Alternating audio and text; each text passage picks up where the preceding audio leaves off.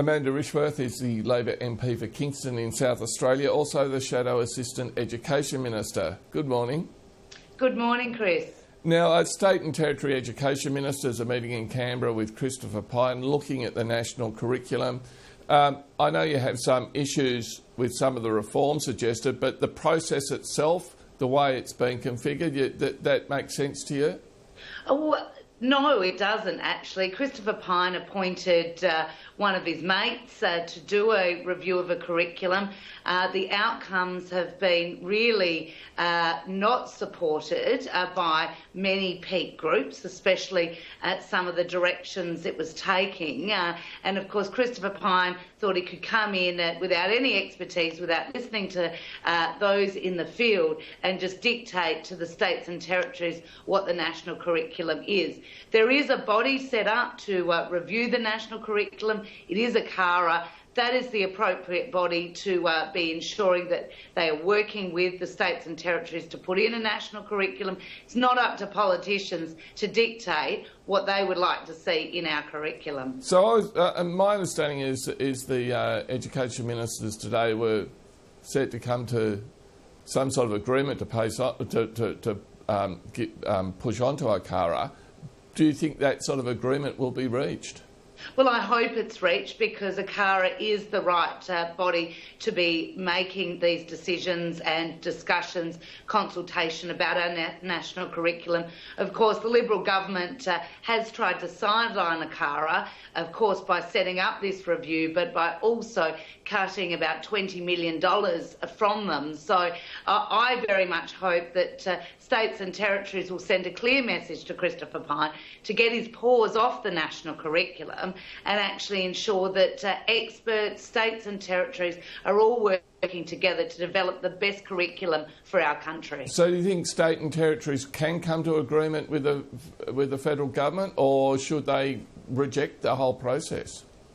Well, look, a CARA is the appropriate process. That has already been agreed to by the states and territories, that a CARA works through these issues with states and territories. If that's what Christopher Pyne does, then certainly working through a CARA is the right thing to do. But really, we shouldn't have been in this position in the first place, where Christopher Pyne comes in, thinks that politics and politicians can determine the national curriculum, appoints his mates to do a review, and the outcomes are not supported by the wider educational community. So I think what we've seen is a complete waste of time and energy if Christopher Pyne thinks he can just come and dictate to the states. So I think the appropriate process really is for a CARA to work through these things with the states and territories and the Commonwealth. OK, changing subjects to climate change. Julie Bishop, Andrew Robb are in Lima, Peru for these climate change negotiations.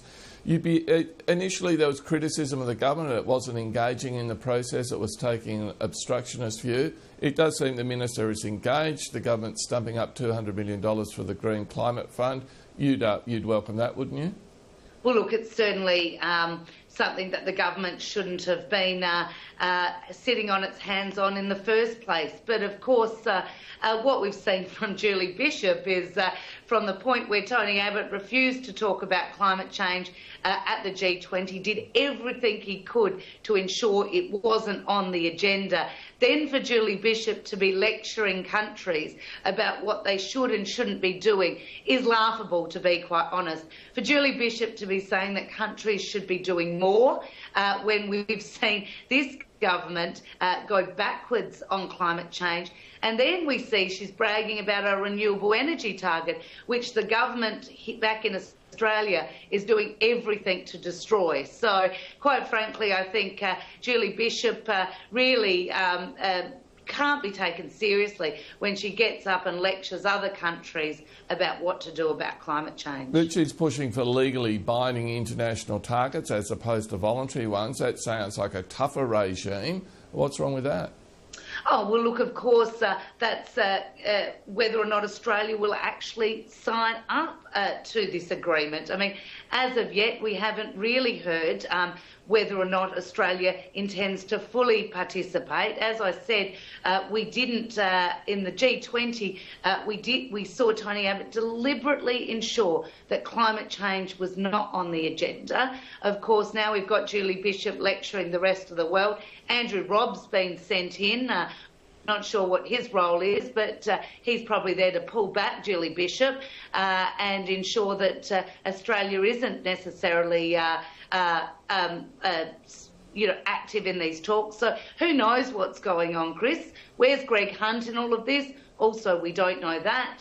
Has he been pushed to the side, or is he part of this as well? Will there be 3 ministers going over to Paris, all with different views about climate change? Who knows? This government on climate change has no credibility whatsoever. Okay, Amanda Rishworth, this year, if you go by the opinion polls, has been a good one for Labor. The government is in some degree of disarray. But look forward now to the year ahead. What do you think the year ahead holds 2015 as far as politics are concerned? Oh, well, I think there will be continuing debates on about some of the big issues that have been raised this year. I think, obviously, there is the higher education changes, which we believe are unfair, and that legislation has been put into the Parliament despite being defeated in 2014.